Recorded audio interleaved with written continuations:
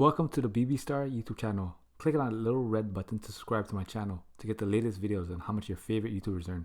And click on that little bell icon to be notified of the latest videos. So how do YouTubers get paid? They make money by monetizing their videos with ads running through them. The money you earn depends on your CPM. And the CPM stands for cost per thousand. And CPM is the amount an advertiser pays to have his ads served against videos 1,000 times. It is calculated based on how many people watch the video and from where the people are watching the video. Many factors affect CPM, and these include demographics, content, gender, and time of watch. YouTube will also take 45% of your revenue from the advertising. In 2018, advertisers spent an average of $3 per thousand views.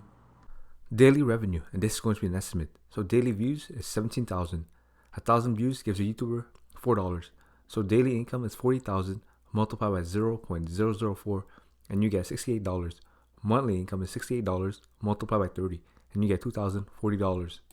Annual revenue, and this is going to be an estimate. So the revenue is $2,040 multiplied by 12 and you get $24,480. YouTube takes a cut. YouTube takes 45% and this content creator gets to keep 55%.